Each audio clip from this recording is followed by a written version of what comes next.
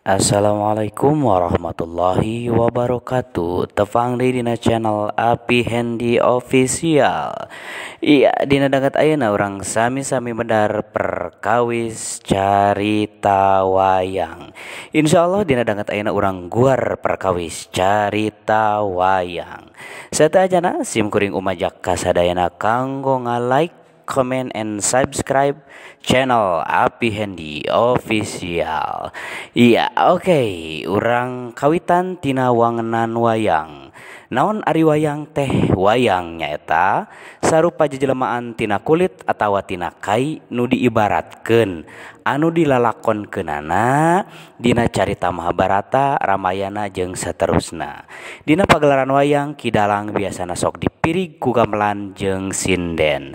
Eta wangenan wayang golek dumasar kana Kamus Umum Basa Sunda. Iya, salajengna kasang tukang jeung kamakaran wayang.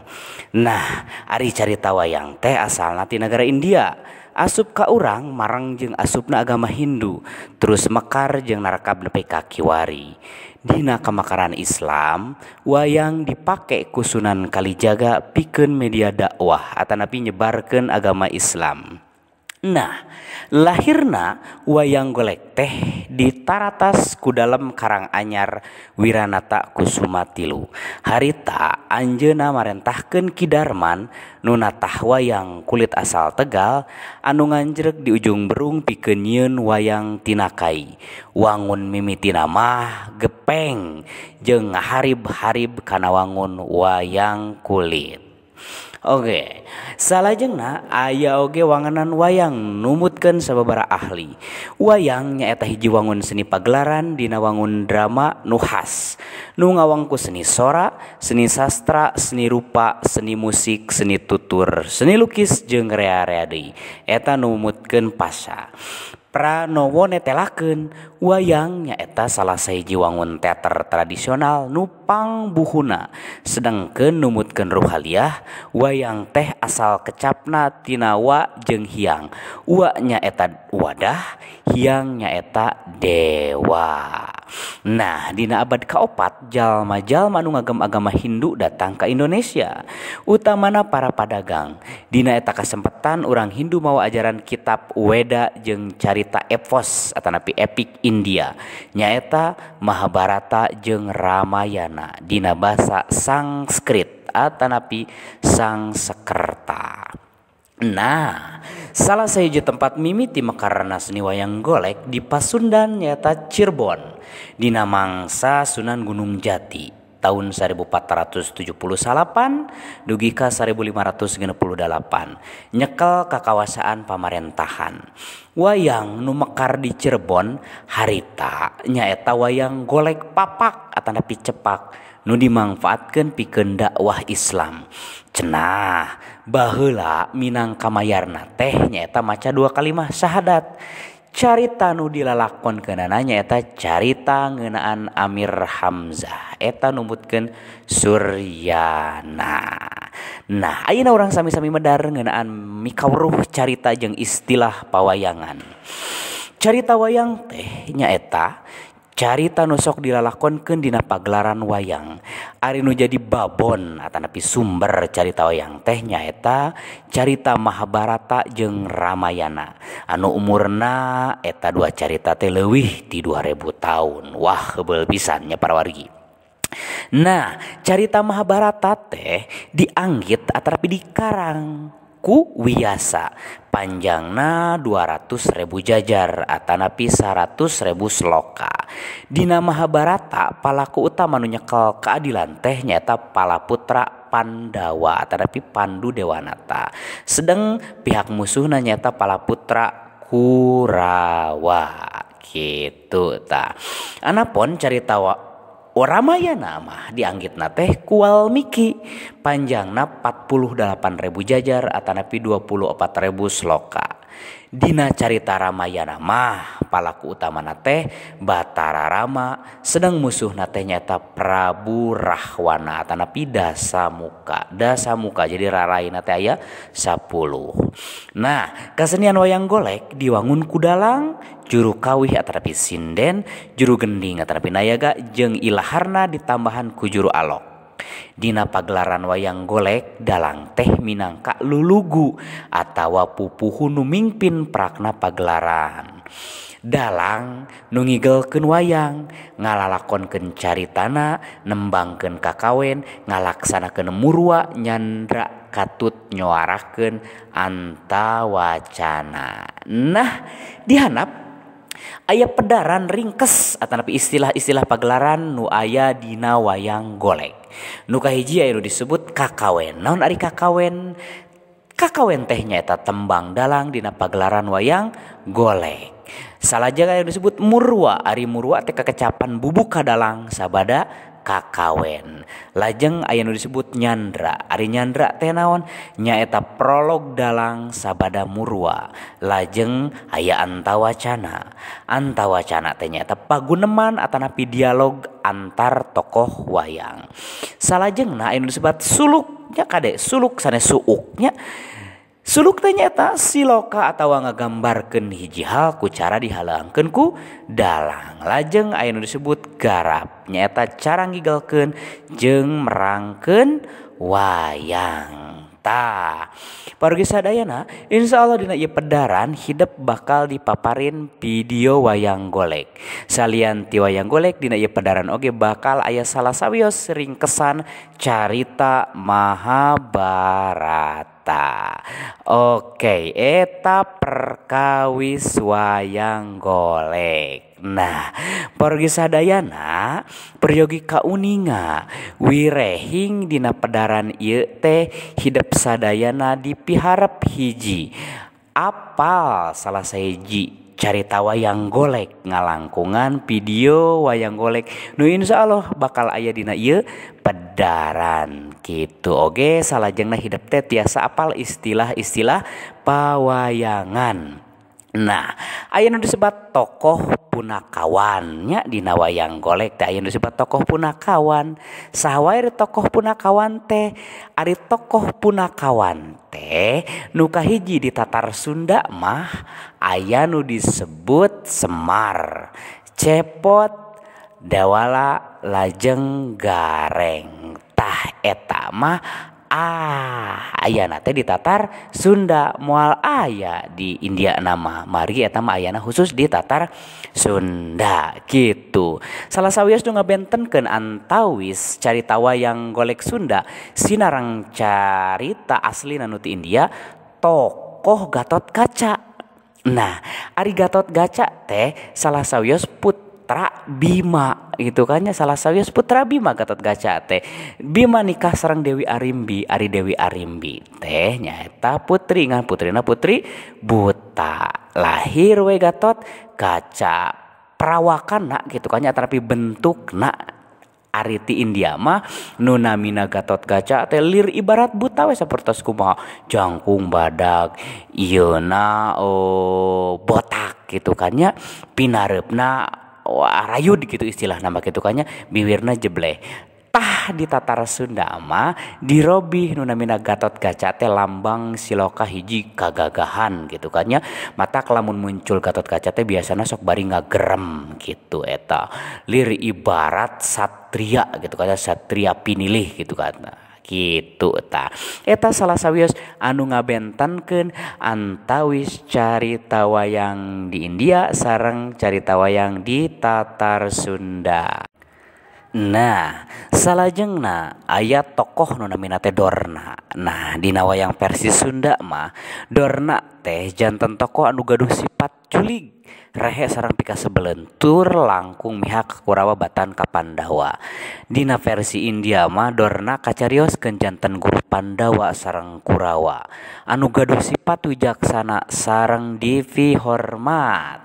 Salajengna janten tokoh penting sareng seueur dicarioskeun malah aya carios-carios wayang nu khusus ngalakonkeun Gatot Kaca sapertos Jabang Tutuka pergiwati sareng Braja Musti eta perkawis Gatot Kaca nya. Nah dina versi India mah nu namina Gatot Kaca teh sanes tokoh penting mung ukur dicarioskeun bade maotna hungkul nyaeta basa janten wadal senjata kontak nu dilepaskeun ku Karna nu bade ditujulkeun ka Arjuna. Anu salajengna Sri Kandi teh istri geulis nu janten garwa kadua Arjuna eta dina wayang versi Sunda. Nah nu namina Sri Kandi dina wayang versi India mah sanes istri. Salajengna aya tokoh nu namina Drupadi. Nu namina Drupadi dina versi Sunda mah ukur janten garwa atanapi Prameswari Yudhistira. Tapi dina India mah Drupadi teh Poliandri. Nyaeta janten garwa Pandawa 5. Nyaeta Yudhistira, Bima, Arjuna, Nakula, lajeng Sadewa. Pawargi sadayana rupina sakitu pedaran perkawis carita wayang. Sakali disim kuring umaja kanggo sadayana wargi supados nga-like, comment and subscribe channel Api Handy Official. Sakitu kami hatur hapunten tina sabudaya kalepatan. Billahi taufiq wal hidayah. Wassalamualaikum warahmatullahi wabarakatuh. Cagah. Kakang jaga tawag tinggal itu punai.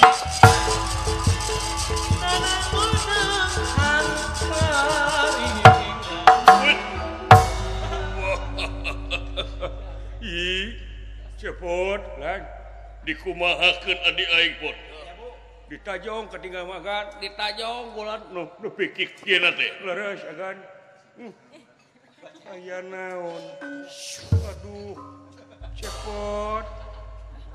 Cek aing mah tong ngomongnya ieu mah. Dikumahakeun Kakang Gatot. Ditajong. Kakak keheureuyan. Pak, ya. Tadi ya, Pak.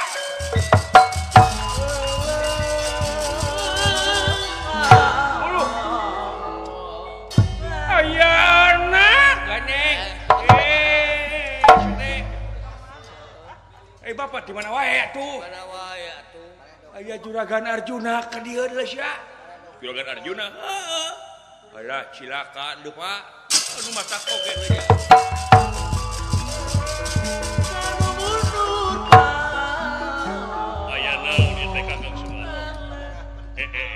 Waduh, paman, nyangakeun siapa paman? Nyangakeun siapa paman? Ama nyangakeun siapa nuhun. Kunaon ieu teh? Nguningakeun kunaon? Ieu teh perwatek si Sutija. Si Sutija. Iya. Kang Rai Gatot Kaca masih pati nu makaning perlaya. Ku Sutija leres. Denge ku sadayana palaputra. Di bala. Ieu janji dewa ieu. Gatot Kaca teh boga pusaka horanana Braja hingkang tumama. Nyata teu aya pakarang di alam dunya anu bakal tiasa teurak ka manehna. Kari-karina ayeuna aya pusaka anu bisa mampu kana wujud Gatot Kaca. Nganung harti si Sutija aya nyetiranana ieu. Tek tenang. Deuk diteangan kumang dalan. Deuk ditewak dalan saha. Yang cilaka dulu. Naon cilaka naon akang? Dalang rek ditewak dulu. Eta teu balang teu mayar we kana jaga. Bisa capekeun wae. Heeh. Makanya budak yatim dalang deh. Buat teu mayar kana jaga meureun. Bisa jadi. Hanya nyari wae istri. Wah. Kulan. Wah. Putra Terjawa percaya ka siwa sakabel wa. Cager dewa. Kulan cagerkeun. Saya. Omar wa. Lamun teu bisa nyagerkeun kana Kang Rai Gatot Kaca ganung hati leungit kapercayaan putra Gatot Terjawa. Omar wa. Saya.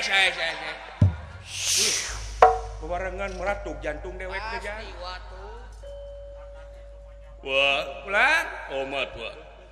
Lamun Kang Wasema teu bisa nyagerkeun Kang Rai Gatot Kaca. Leungit kepercayaan Jakatawang wah.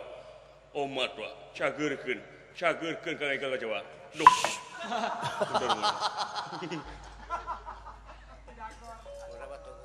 wah ngomong cek aing mah euy leungit kepercayaan abdi manyu lamun teu tiasa nyageurkeun Kang Kakang Gatot wah sok nyawa si Edan kau nyebut uwa si lain mah babe yang disebut tante abdi coba itu si goblok kakolot tes eta mah atau disebut si Jerry gabi Semar Jerry si lainnya kerudungan bugu we nyingkah lan nyingkah di ubaran ku dewek nyingkah temu pelotot biasa we tuh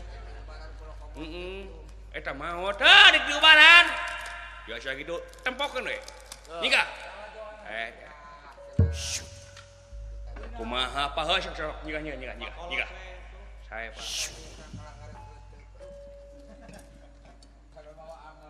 nepih ka hangit kieu leja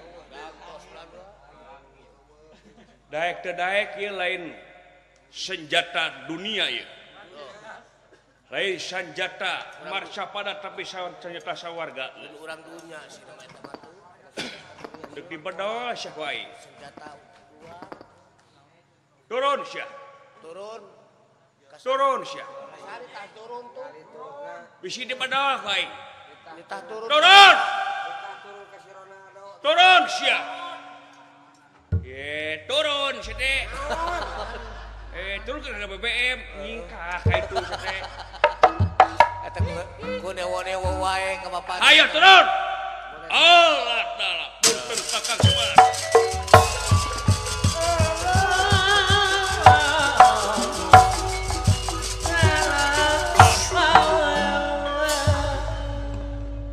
nyanggakeun semah pangabaktos konyo Kakang Semar mau diterima ku aing sia saya montong waka nyembah tak kalakuan sia teh nanaonna sia teh nanaonna deuk ngadukeun Pandawa jeung Kresna eta tah hah jadi pihak beuki pisan sia ngadu-ngadukeun batur teh jadi pihak katilu kitu we pusat aya masalah diadukeun masyarakat jeung masyarakat deui tah eta ngahasul ongko hapunten Kakang Semar da ieu mah sawatawis kalepatan urang sawarga ha wadon dewa koeng ge gagabah eta teh pang-pangna sia ta nya kataledoranna ngadon huis we kenal sia teh dalami ieu mah ku alamina aing geuleuh teh da ieu mah uhan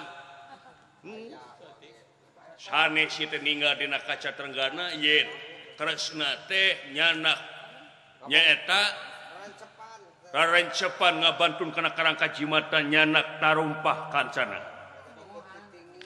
tah kukituna kaul teh ninggal langsung muruh ka dieu kae kaul teh bade ngabantun nyaeta antina cagerkeun sia ampun mah bade langkungan si bodoh jang dewa ka dieu deuleu sia montong di ieu pedit mau oleh-oleh gitu arah gitu barang bawa kena kut gitu momoa dina mau oleh-oleh ge beakeun di jalan kumanehna meureun jadi eta tahu moal bade ngalangkungan mangga Kakang Semar eta Kakang Semar langkung imingan si bodoh sia kulit waru angan daru hiji hirup hiji nu hirup hiji kahirupan bulung galang ka jadi hiji damang lilir yang marwangun aya ngimpen sare